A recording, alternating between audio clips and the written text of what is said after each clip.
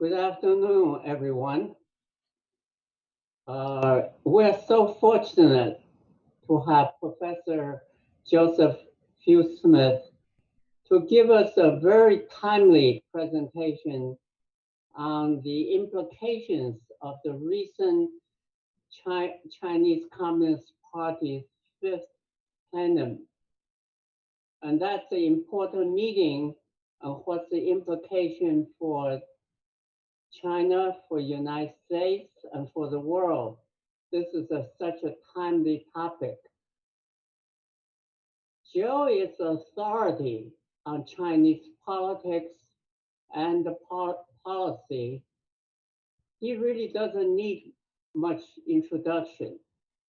He has written 6 books, and the 7th book is coming out very soon from Cambridge University Press next year. And Joe is a professor of international relations and political science at Boston University's Pardee School. And he has written, I would say he's really a prolific writer as well as a careful scholar. The first time I met Joe, we talked about Chinese elite politics.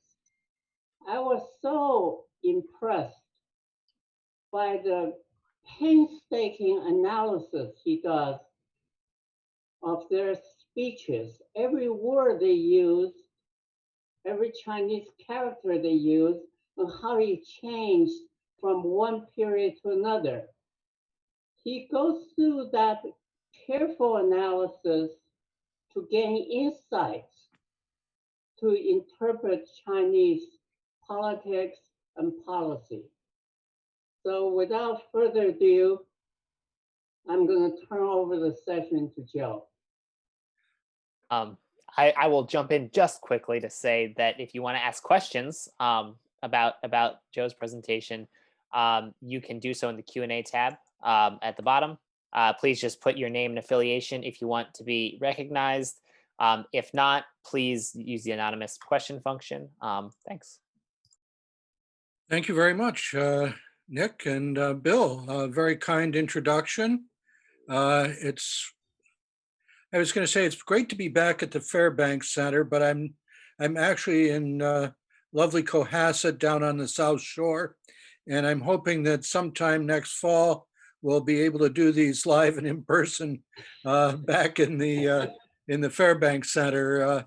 This is a little bit of an awkward way of doing things, but at least this way I cannot tell if you're yawning. So whether you fall asleep or not, that's up to you. Greater independence. At any case, when Ezra asked me to do this, I really wasn't sure whether there would be anything to talk about the fifth plenum. I didn't know how much news we would have. We still don't have it all, but we do have some things that are perhaps worth talking about. So I guess the way I have to do this presentation now is to share the screen and put up a PPT, and we'll do it that way. So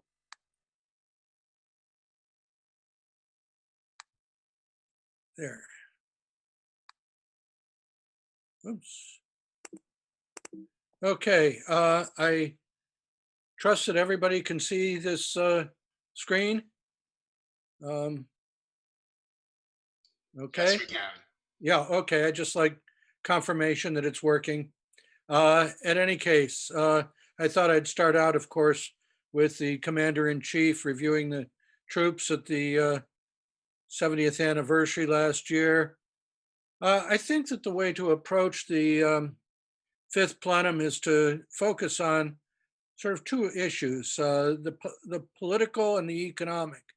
The political, because it struck me that there were just an enormous number of rumors about what might or might not happen at the fifth plenum that were going around on the internet.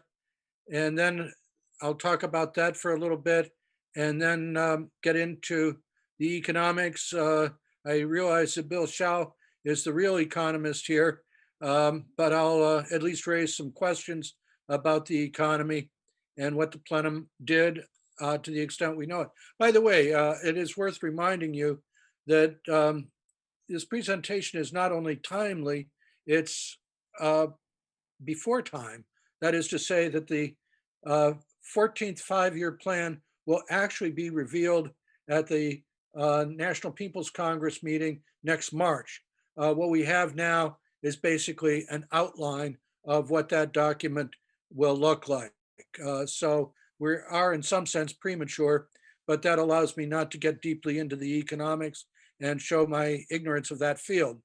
In any case, let me get a little bit of a running start on the political questions.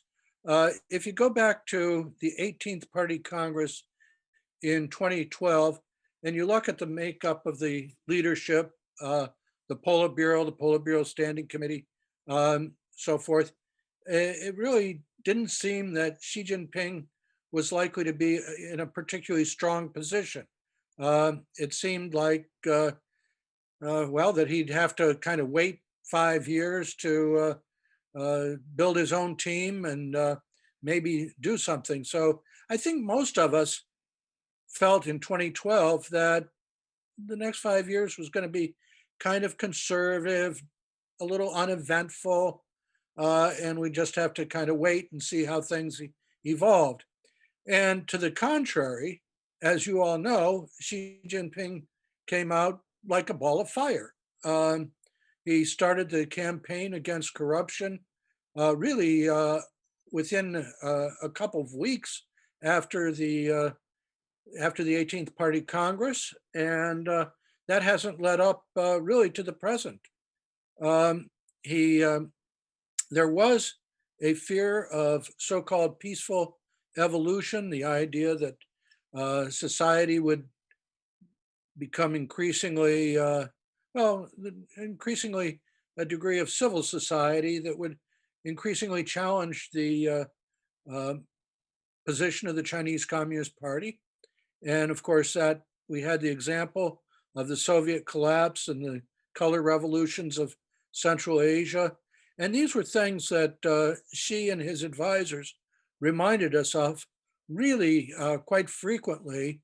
So we know that the collapse of the Soviet Union was very much on their minds. And I think that they used that threat very much to shake up the party through the campaign against corruption and other changes. There was also a lot of concern about party dysfunction, the idea that Beijing would say something and nobody would salute. The local interests were overtaking central party interests. And I think Xi's focus on the party and trying to straighten that out has a lot to do with that. And as we know, there was a crackdown on ideology, the so-called document number 9, which railed against the 7 things you're not allowed to talk about, including Western constitutionalism and so forth. And so, and then of course, he reformed the military, in a way that really has not been done in the reform era. So rather than being the cautious conservative leader that we thought we were getting, he's been very, very active. And so when you get to the 19th Party Congress in 2017, you saw him with a really strong hand. 2 members of the Politburo had never even served on the Central Committee, not on the alternate, not as full members, and 4 members were elevated from alternate status. These are what we call helicopter promotions. 2 members of the Central Military Commission had never served on the Central Committee. This is a degree of personalism, of elevating your friends and allies that we really have not seen, at least in the post-Deng era, and perhaps not even in the Deng Xiaoping period. So, I came away from the 19th Party Congress convinced that she really had control.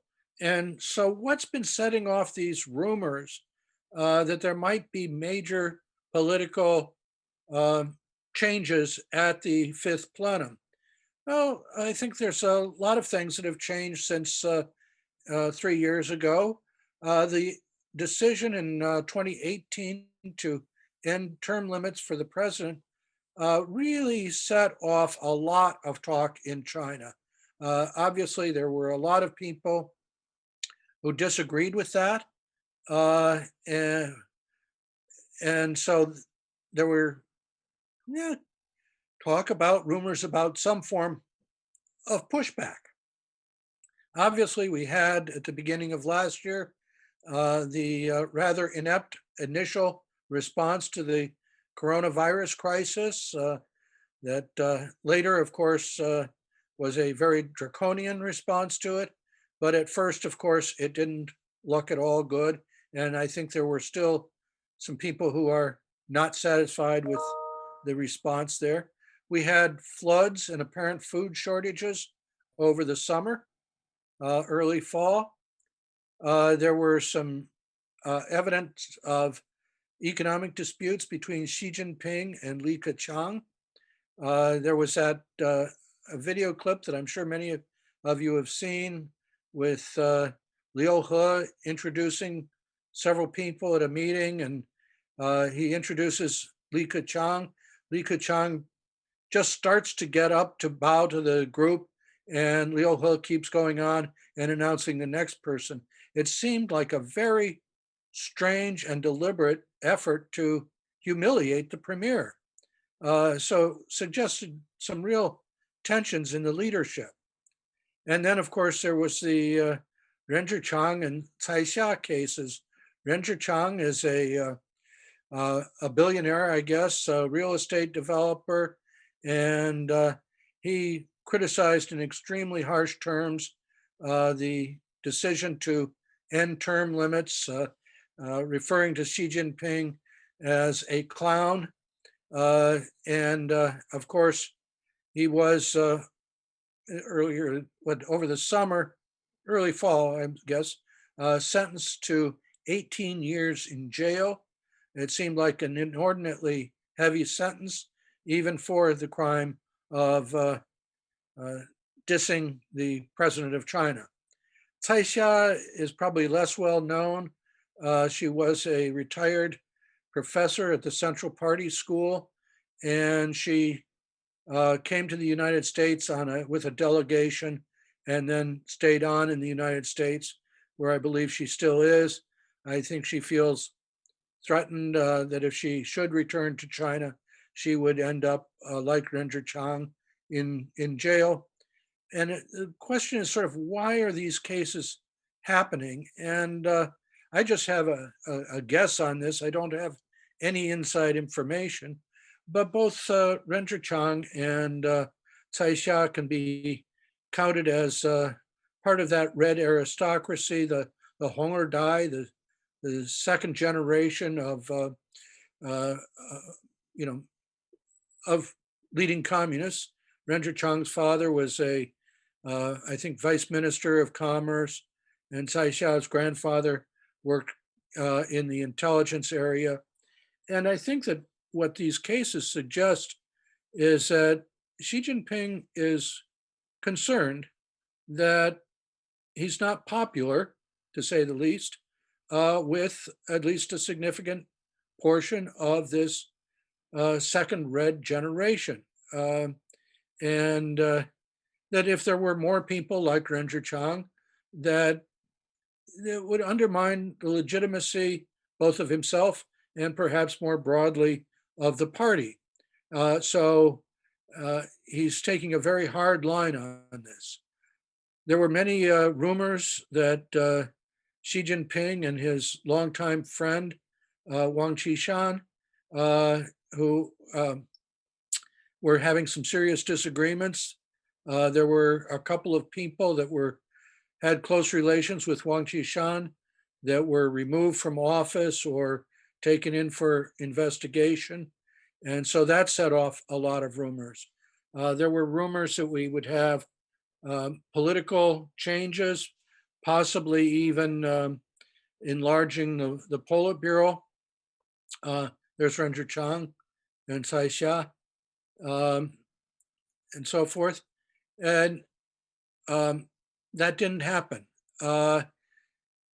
One of the curious things, and I'm not sure if it's related to the plenum or not, at the end of September, the Politburo, adopted something called the Work Regulations of the Central Committee.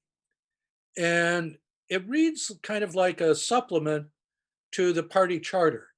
It's a very curious document, especially in sort of the preamble of the document. It seems unusually personal for a party regulation. It calls for the to uphold the four consciousnesses. In case you're not familiar with the four consciousnesses, one of them is the consciousness of the core, 核心意识, and consciousness about lining up, that is falling into line behind the core, the 看气意识. Those are, of course, really personal because Xi Jinping is the core officially, and he certainly introduced that you need this core consciousness, and he introduced the idea that you needed to line up. Kanchi, by the way, is a military term for what we would translate as dress left, dress right. In other words, keep that line with the person at the top of the line. In this case, obviously, the core, which is Xi Jinping. And it also calls on people to uphold the two upholds, one of which is Xi Jinping is the core of the party. That is very unusual. And obviously also to uphold the authority of the party center. By the way, this set of regulations on the Central Committee does have the curious proposition or whatever that all people, whether they're party members or not, need to follow, consciously accept the leadership, I think is the wording, of the Central Committee. So it sounds like whether you're a party member or not, you are expected to follow the same party regulations as everybody else. And the idea that this is adopted within a month before the fifth plenum opened up seems to suggest that Xi Jinping was dealing with at least perceived challenges to his authority prior to the holding of this fifth plenum. Now, I should balance that by saying that the party has been combing through some 1,000 regulations, intra-party regulations, since about 2014.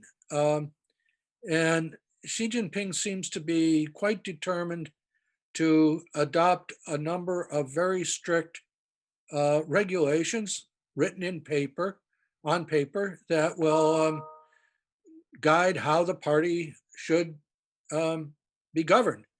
And so whether this is sort of a continuation of that work, sort of the final brick in place, or whether it's designed to come to fruition just before the fifth plenum, I'm uncertain about that. Haven't made up my mind on that. But in any case, it certainly seemed to put down any challenges that might have been developing. So all those rumors that I referred to didn't happen. And so that gets us on to what did happen at the fifth plenum. First of all, it did not name a successor. I don't think I expected it to name a successor, but it seems like sort of the last possible time before we go into the 20th Party Congress in 2022, where may, there are still people who believe that Xi Jinping will retire after 2 terms as leader of the Communist Party, but it's becoming less and less likely as time goes on. Without a successor named at this point, it looks like Xi Jinping will go on for a 3rd term. By the way, he will be 69 in 2022, which will then clearly break the old rule of Qishan Basha, that you will retire by the time you are 68, and he will apparently go on for a 3rd, and we'll see whether possibly a 4th term or whatever. There were no other personnel changes. Personnel changes at plenums are fairly rare. There was an announcement that Wang Huning on the Politburo Standing Committee was finally giving up his position as the head of the Policy Research Center. He's held that position for, I believe, 18 years. So maybe he was just getting tired of that. I don't know. He's been head of that despite having served for 3 years on the Politburo Standing Committee. Obviously, that's extremely unusual. Don't know if there's any further implications to Wang Huning giving up that position. That's one of the questions going forward.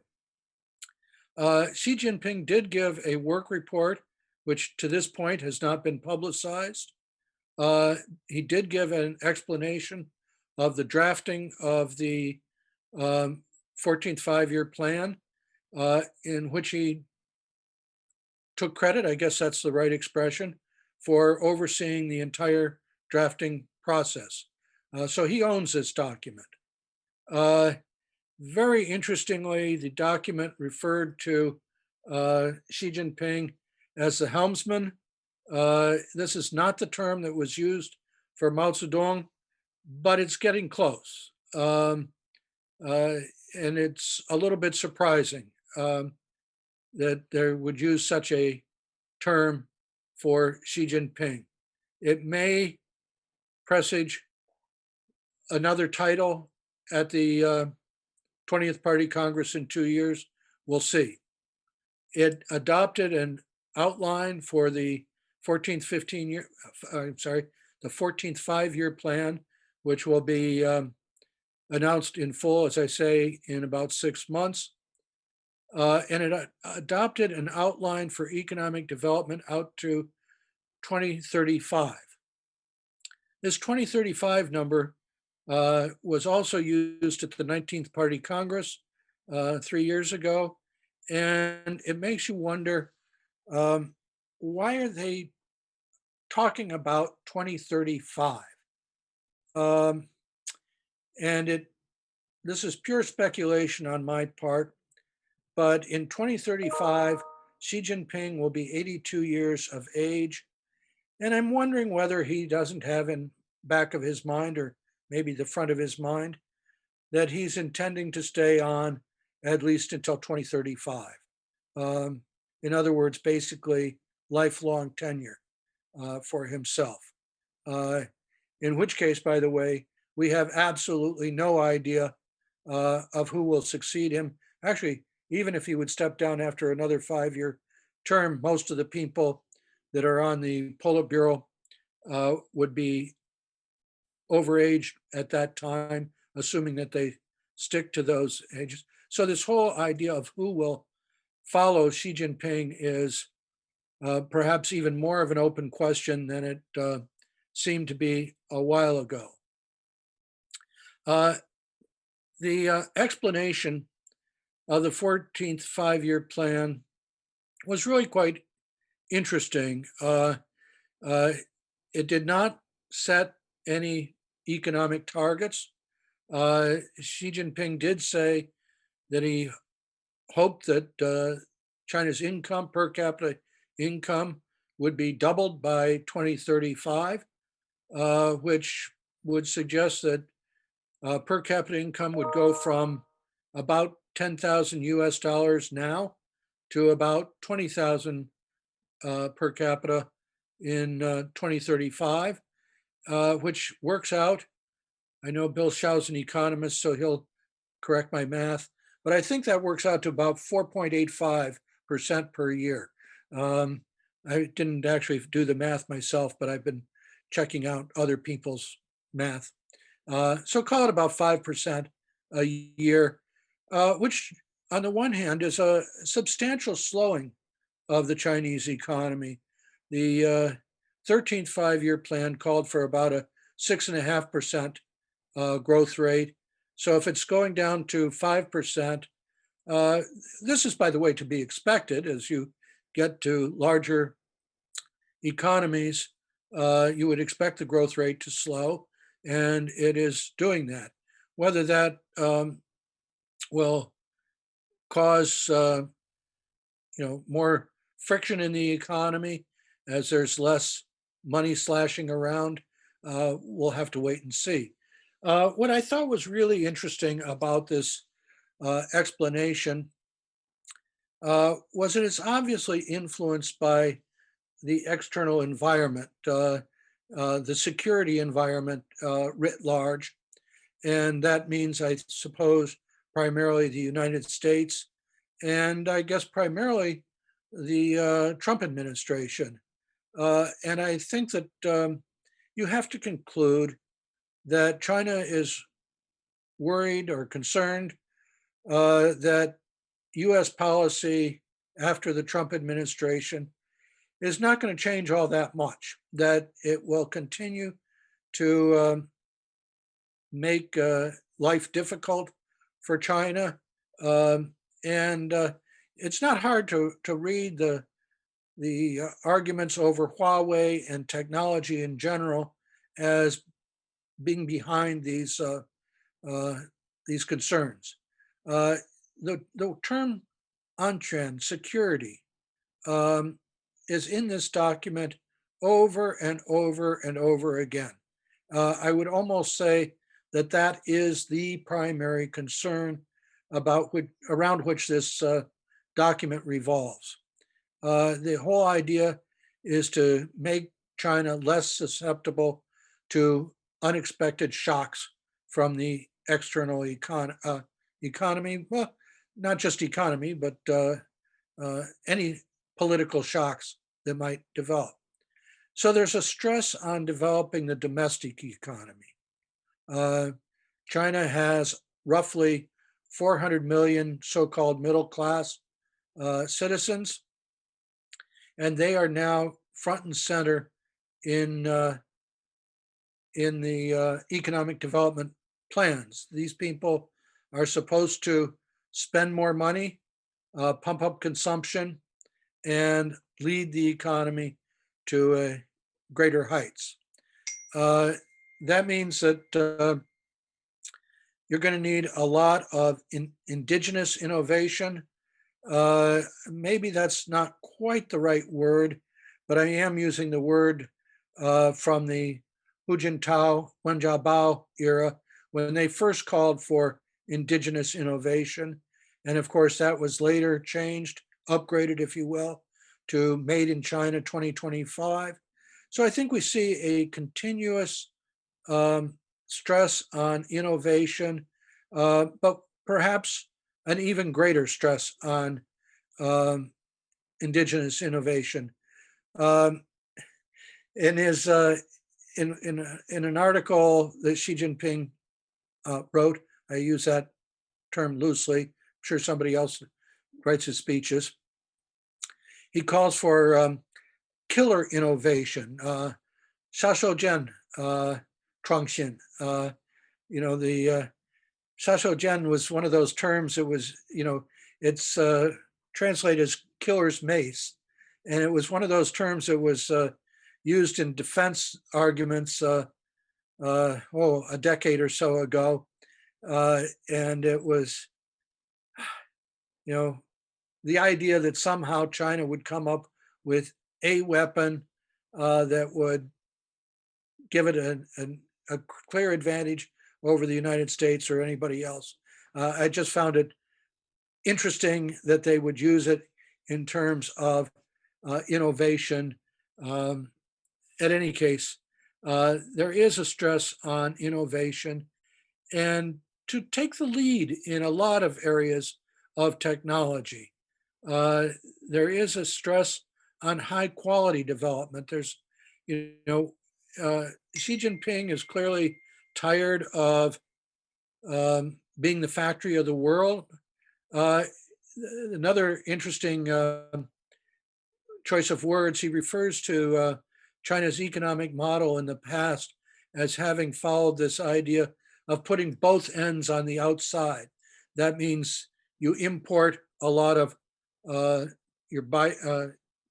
your supply, whether it's raw materials or whether it's parts, and you assemble them in China and then export them.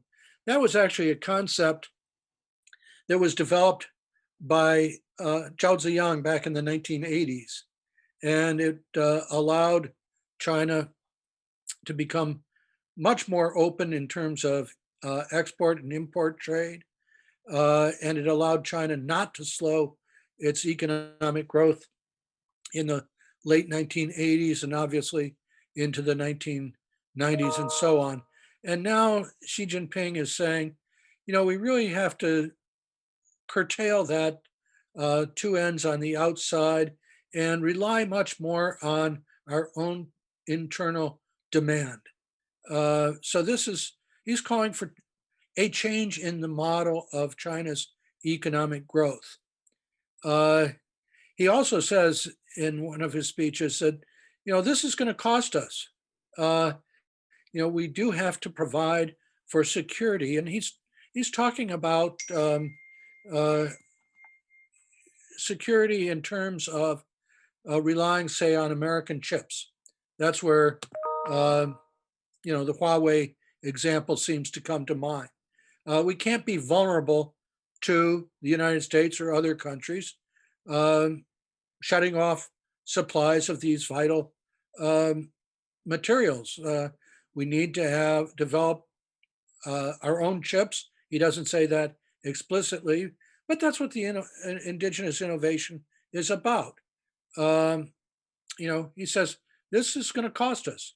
We may not grow as fast as we want to, but we need to do this to provide for security. You know, I kind of view this document as I might China's development of the military. If you look at China's military development, particularly the emphasis on the Navy, China is worried about the sea lanes of control, the SLOCs. That's what naval development is all about. It doesn't want oil or other vital supplies to be blocked by the United States or anybody else. And so developing the Navy is a way of protecting the SLOCs. Here you see sort of the analogous part in the economy. We have to protect, if you will, the economic SLOCs, the areas where we're vulnerable, the pressure points that other countries could use to contain China, if you will. And he's trying to, so this is almost as much of a security document as it is an economic document. So that's quite interesting. It is in some sense a Chinese version of decoupling. You know, China has been talking about the dual circulation, the dual circulation. One area is the external world, the other is the domestic economy. And this document is clearly putting a lot more stress on the domestic economy. China's economic dependence on the outside world has dropped from about 50% a couple of decades ago to about 30% now.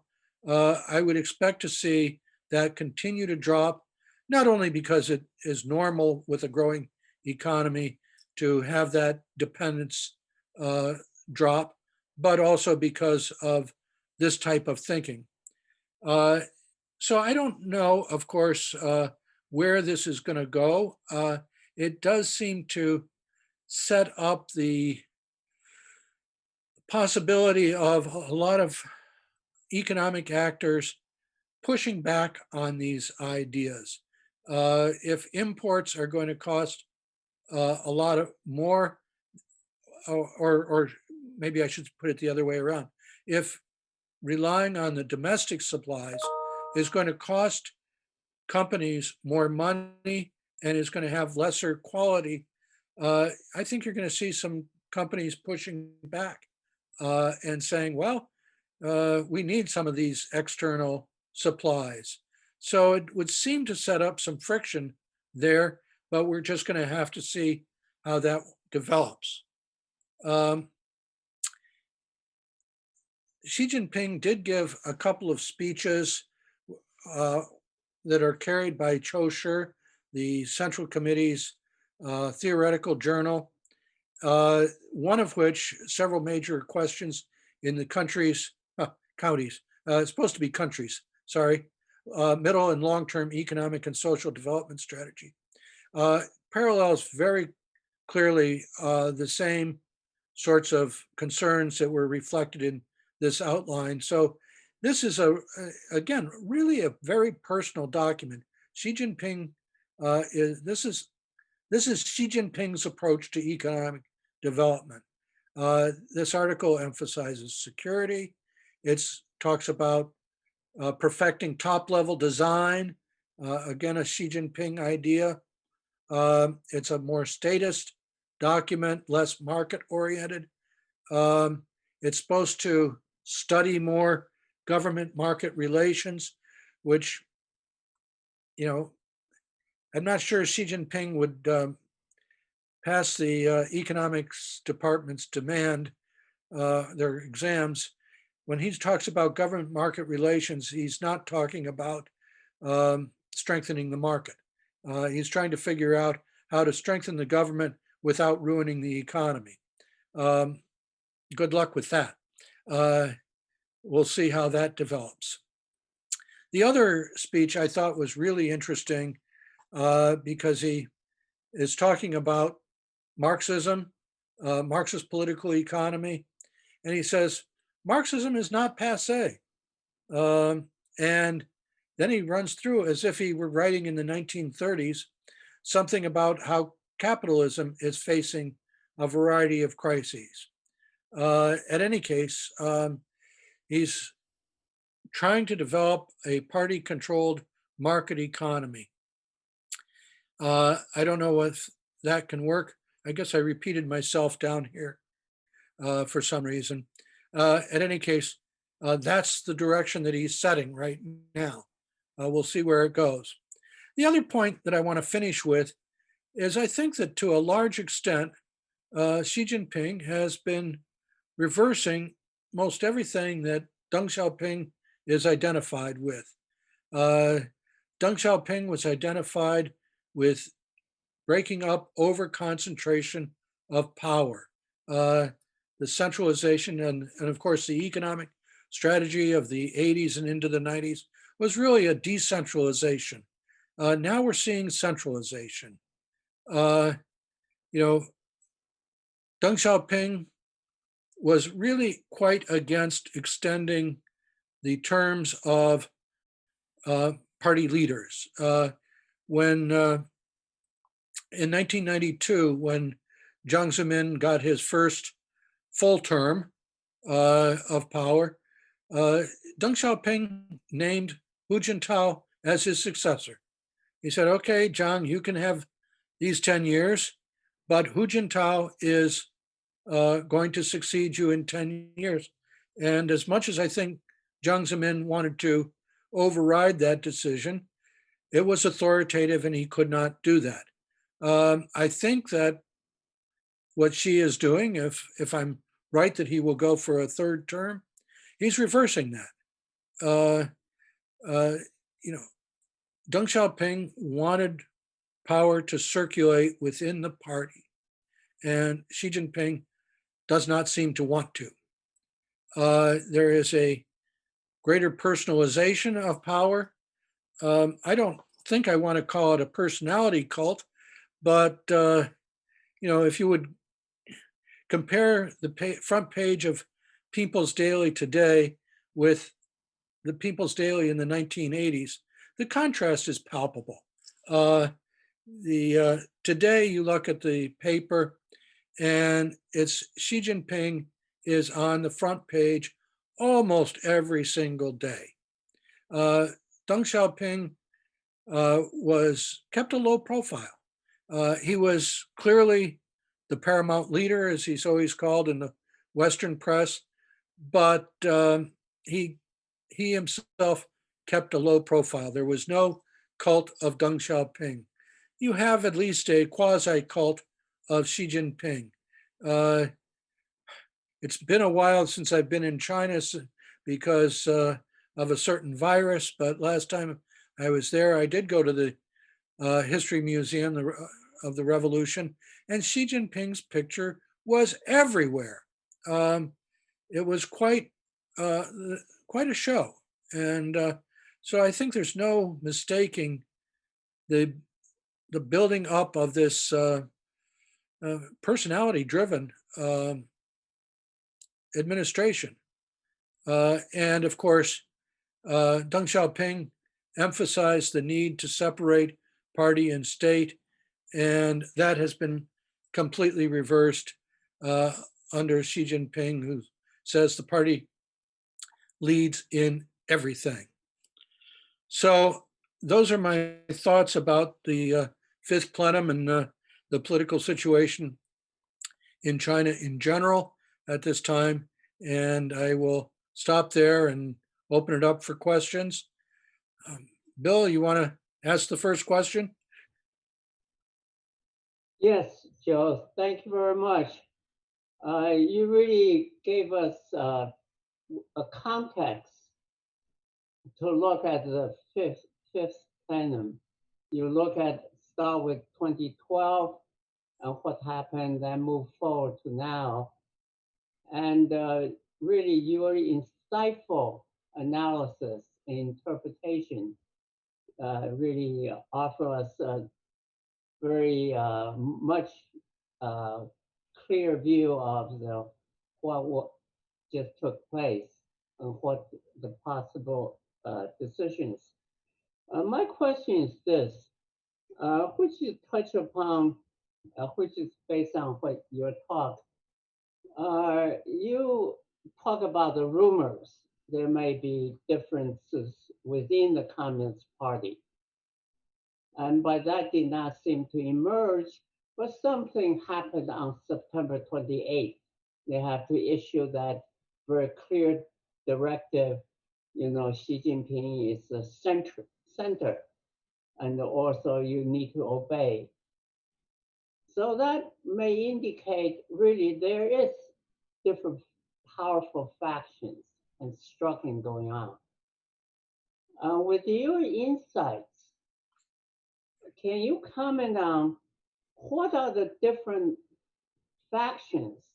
Do they come from different ideological perspective, or do they come from different view about how the economy should be developed? Because China depends so much on what's called performance legitimacy to gain the public support. Will you please comment on that? Always nice of you to ask a simple question. You know, I think I'm judging from the Ren Zhiqiang and Cai Xia cases that there are a lot of people in influential positions who really don't like the concentration of power in Xi Jinping and a select group of people around him. So I think that you have there's nothing that I could say this person or that person is opposed to him.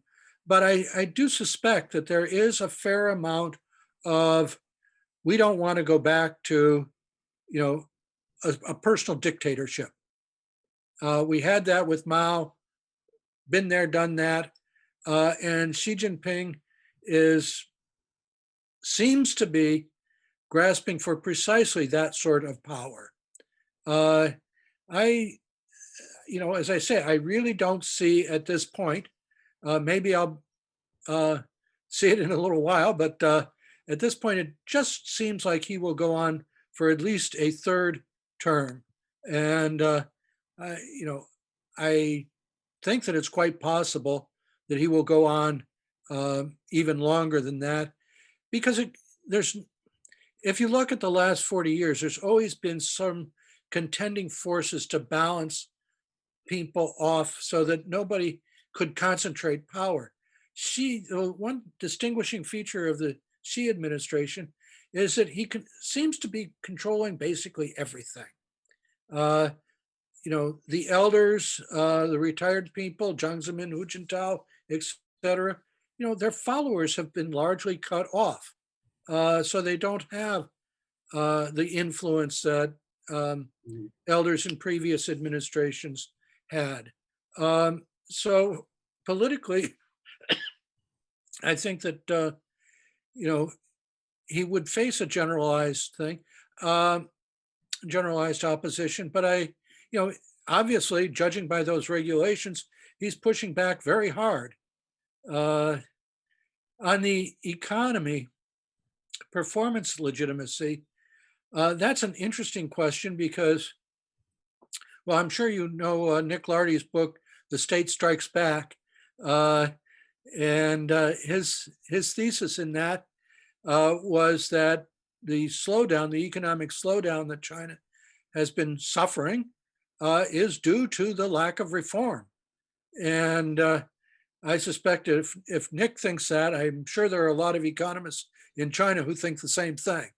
And so it's kind of a question of how much can you slow down the economy before people say, wait a minute, boss, we got to go a different direction.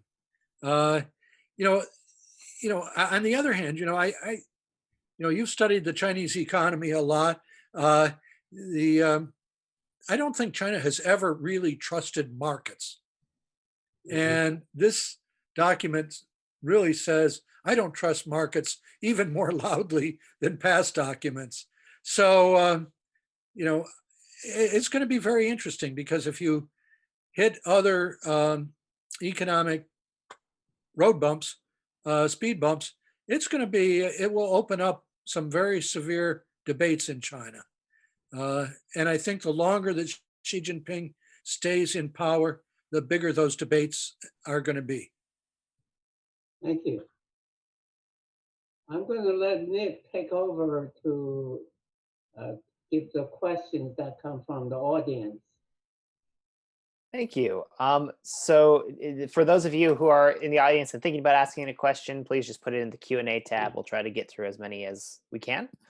But to start us off, we have Paul here from the Center for National Interest. And he's got a kind of a two-part question here. What would you posit as Xi's criteria for determining that his job is completed and he can retire?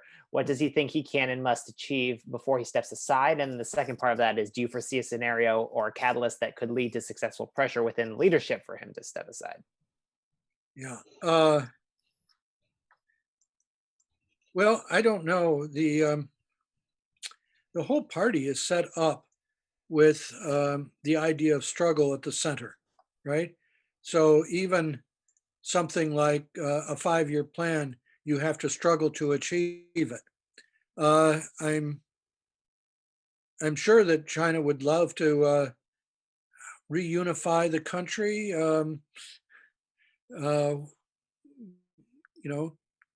Taking Taiwan. I don't think that that's going to happen at any time soon.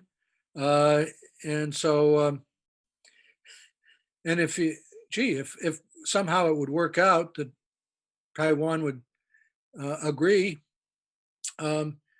Wow, he'd be so successful that there'd be no need to retire. Uh, you know, it goes both ways, right? You got to stay in power to because you continue the struggle. And if you're successful, why would you change leaders? I'm so good. Uh, I, I know that a large part of people watching China assume that Xi is going to retire. He might, but I don't think that that should be our working assumption. Uh, Now, is there a group within the party that might force him, pressure him to step aside? Uh, you know, Often we don't see these things until they finally become evident. Um, you do have a lot of people that originally came up through the Jiang Zemin network who are in and around the political system. Uh, you you have a lot of people who were pushed out in the military, for instance, who I think are probably unhappy with his shakeup. There are certainly a lot of people in the Communist Youth League, which was really decimated by Xi Jinping. Uh, so I can see a lot of groups that would like to push back. I'm not sure that they can coalesce either within themselves or among themselves in a way that could really pressure Xi Jinping to step down. Uh, I think that would require um, uh, probably a major crisis of some sort that Xi was not up to. And it seems that the coronavirus was not enough of a crisis. Um, so I don't know the answer, Paul. Kind of on the same topic, we have a question here from Tim Cheek, who says, on the question of how powerful or stable Xi Jinping's administration might be, is it useful to compare the status of Zhang Chunqiao's and leftist leaders of the CCP in 1975? Well, Tim, how much control of the military did uh, he have? The weakness of the Gang of Four was always that they had control of the propaganda apparatus, but not a lot else. And I'm not a military expert, but I think that Xi Jinping's reform of the military is not only for operational purposes, but for power purposes. You know, the old military leadership under Xu Caiho, in his position as head of the General Political Department and then as vice chair of the Military Commission, had vetted the promotions of 83 people promoted to general. Xi Jinping has gotten rid, I haven't gone through systematically all 83, but it's pretty clear he has cleared out that Xu Caiho Guobusheng group of leaders and turned to a different group of military leaders. And so Zhang Chunqiao just didn't have the influence in the military that Xi Jinping has. So I think Xi Jinping is in a much better position. Here's a question from one of our visiting scholars at the Fairbanks Center, John Jun Gao. He says the RCEP was just signed days ago, including 15 countries. I was wondering what you might be your take on this politically and economically. Also, how do you see U.S. trade policy next? Seems a new round of trade negotiation will develop not far from now. Yeah, I haven't read too many analyses of the RCEP thing. It's obviously, politically, it's obviously a triumph. Economically, I don't know that it does a whole lot for China. So, sort of a symbolic anti-PT, TPP, PTT. That's what it is. I stutter over those initials, acronyms. You know, at any case, I don't see a whole lot of oomph behind the recep, other than the symbolism of it.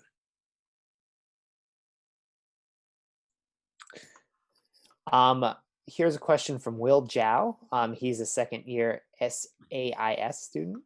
How might the continuing personalization and partiitization of politics affect the efficacy and processes of goal setting and implementation of China's domestic policies, more specifically with regards to its carbon neutral by 2060 goals?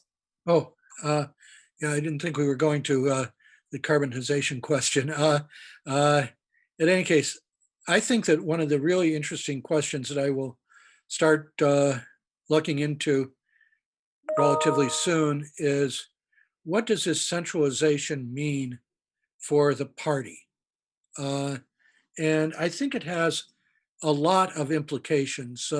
Some of you may be familiar with an article by Lilian Zhang in China International, I believe it is, where he talks about the number of cadres who left their positions, resigned after the anti-corruption campaign started.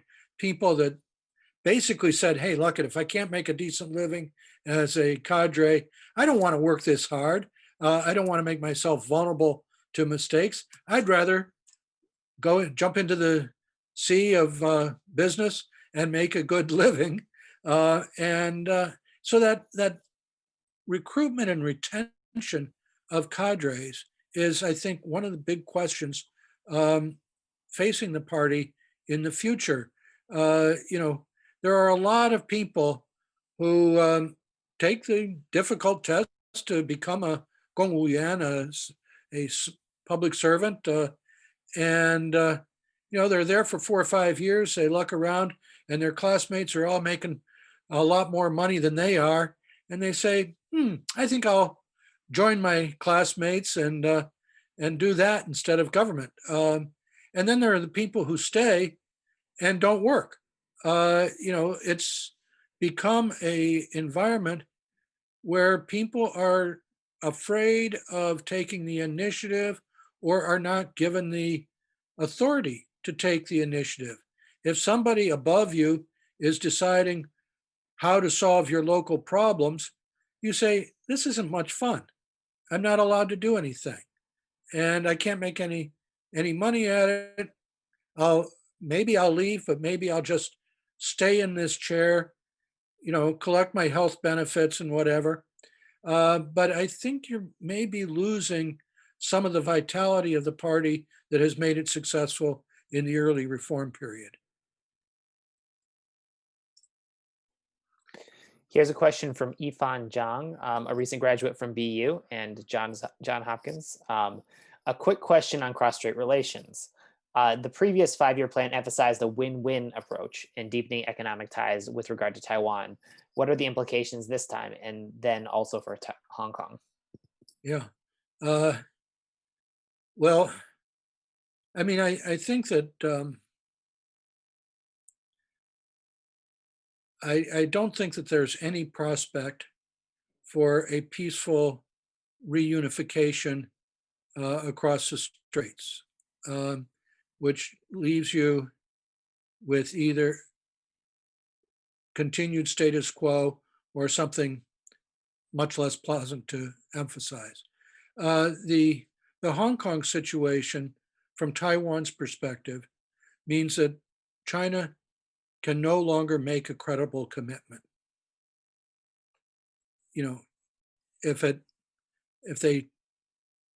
It doesn't matter what they sign. It's hard for Taiwan to take them seriously.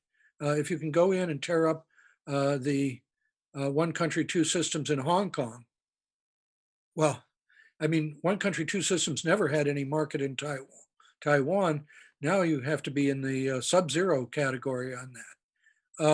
So I really don't think, and as far as the win-win stuff, I don't think that there's any chance that will lead to people in Taiwan saying, gee, I'd like to reunify the country. What we see is a continued military intimidation. This is not winning the hearts and minds of the people of Taiwan. I think unfortunately, I think all the arrows are pointing in the wrong direction. On the other hand, I am modestly optimistic that China will not do something, an unprovoked military attack, just because the implications of that are so enormous. And I think China fully understands that. So, maybe they can pressure Taiwan other ways, but not. I personally, I would vote for a continuation of the status quo. Xi Jinping doesn't seem to like that, but I think ultimately that's his best bet. I hope I'm right on that. Sebastian Veg says, "What to make of the apparent attacks on private entrepreneurs in China? Sun Dawu sentenced to prison, Jack Ma's IPO stopped, etc. And Xi Jinping's unexpected recent visit to the Zhangjian Museum in Nantong and speech on social entrepreneurship." Yeah, I think it means that China is not going to adopt Milton Friedman economics anytime soon. No, it's I think pretty clear that this is part of what we mean by studying the relationships between government and private economy, the market. Uh, you know, government is clearly going to be the boss. It's I think that the hope that many people had that China's economy would grow and, well, like Taiwan, that they would, it's not, if I can use Barry Naughton's title, outgrow outgrow the plan, it's outgrowing the authoritarian system. And Xi is quite determined that that's not going to happen, at least under his watch. He's not market oriented. He's all politics all the time. I guess somewhat related to that, Flavian Bernega says, "Do you believe Li Keqiang is perceived as a nuisance and will be eventually swept aside?" I think that there's a very good chance that he will be out of the Politburo at the next party Congress. This was very strange after the, I guess it was after the 18th Party Congress, right? Xi Jinping set up this commission on deepening the reform, right? So Li Keqiang is supposed to come up with a plan that he submits to this committee, which is headed by Xi Jinping. And the committee then takes it to the Politburo or the Politburo Standing Committee, which is headed by Xi Jinping. So Li Keqiang is about 3 levels down. You've always had a strong, competent premier in China, Zhou Enlai, Zhu Rongji, these sorts of people. And now Li Keqiang just doesn't seem to have much influence, at least with Xi. And so I think that, well, it would have been 2 terms as premier. So he should step down at the 20th Party Congress. And if Xi keeps going on, you probably will find somebody that Xi personally likes who moves into that position. Here's a question from Lee, who I think is Lee, one of our visiting scholars. What is your view about how the future 5 to 10 years will look for China, given this increase of centralization that Xi is leaning towards, and the economic growth slowing down, as well as more Chinese citizens getting educated and becoming more interested in politics?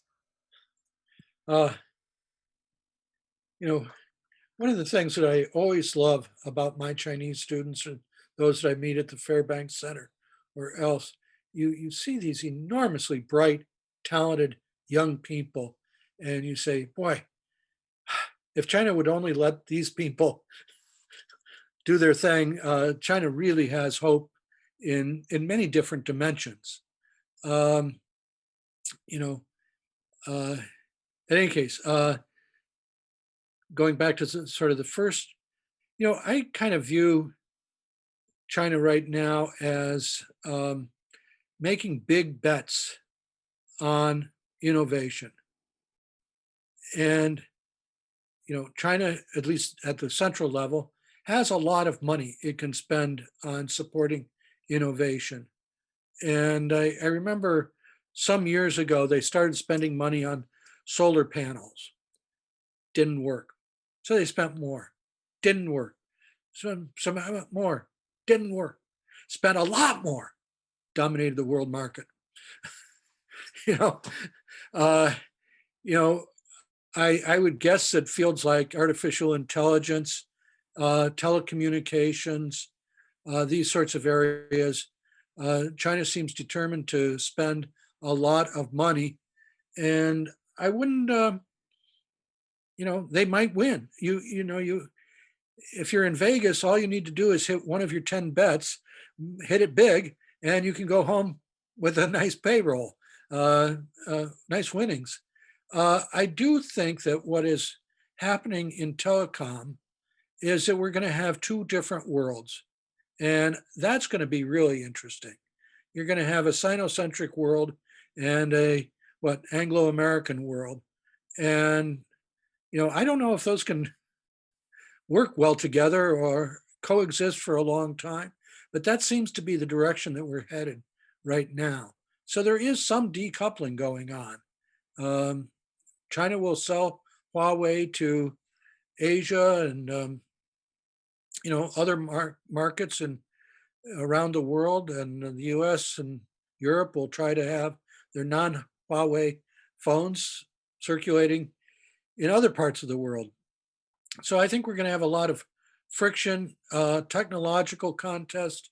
One of the things that has always amazed me about policy under the current administration is you have trade conflicts, which go back to that question, I suspect that will be wound down, at least in part, under a Biden administration. But you haven't said, look, this is a Sputnik moment. China's technology, at least in some areas, is catching up. We need to land a man on the moon. We need to spend a lot more money on developing technology. That should be the challenge of the new administration, I think. Not trying to worry about trade deficits. I don't know if that's a full enough answer. Here's one from Anonymous. So I don't know who asked this, it says, if any natural misfortunes occurred to the core, what do you see in terms of how the CCP leaders would act/react? And I'm not sure if this is asking about natural disasters or just general big, bad things. So I'll let you take that how you will. One of the interesting things is I don't think that China has ever developed a mechanism for really addressing those sorts of issues. Some of us are old enough to remember right after Tiananmen, there was a rumor started that Deng Xiaoping had been shot, or no, that Li Peng had been shot. But turn it around and say, what if Deng Xiaoping had had a heart attack in June or July 1989? China would have been in a mess. No clear mechanism for how you would have picked out a new leader. Or, when Xi Jinping disappeared for 2 weeks before the 18th Party Congress, what if, one of the many rumors was that somebody had taken a shot at him, an assassination attempt. What if, it doesn't have to be anything that dramatic. He could have just had a heart attack and died, a few weeks before the Congress is supposed to meet. What do you do? Do you put off the Congress for some period of time and go back to Beidaihe? when after Tiananmen, Deng Xiaoping talked to Chen Yun and Li Xiannian about who should lead China. Three people decided who should lead China. There was no, Central Committee meeting. Wasn't even a Politburo meeting to discuss this. It was three elders, none of whom held an official. I'm sorry. Deng Xiaoping at the time was still head of the military commission, but none of them were on the Central Committee, and yet they got together, or their secretaries got together, and said, "No, we like Jiang Zemin." So I think the mechanism would always change about how the party would deal with this, and there is no clear mechanism of how you would deal with an emergency situation. I think it would count very much on the distribution of power at the time. Do you have another last question, or shall we close the meeting, Nick? I think we probably have time for one more question if Right. you like. Okay, one more. Do you have one to ask, or do you I'll try want me to ask one? I'm saving my best answer for last. Okay, so this next one is again from an anonymous viewer. They say, is the BRI still Xi's signature policy, or is it already so ingrained in the state party agenda that it will remain an overarching initiative beyond Xi? I think I would guess the latter. Well, in many ways, BRI was started before BRI, right? Many of the projects included in the BRI were already happening, and they'll say, "Well, we started BRI years ago before it was announced," and those sorts of projects are going to continue on, whether Xi is there or not. I don't study BRI closely enough to know whether these things are really being integrated into a coherent policy, or whether there's still a collection of different initiatives from different areas. In other words, I'm not sure if it's truly a strategy or whether it's a number of projects. I do think that some of the energy stuff that's around BRI, that strikes me as a strategy, but it strikes me as something that will stay whether Xi is there or not. Well, thank you, Joe. Really, you answer a wide range of questions. Well, it shows the richness of your knowledge. And besides the elite politics, you really cover the whole field. Thank you very much. We really benefited from your wisdom and knowledge, and also insights. well, thank you very much, Bill. You're very kind. It's been a pleasure. Well, we should let you take a little rest, but we would love to have you back again. Okay. Thank you. Thank you very much. It's been fun. Bye. Bye.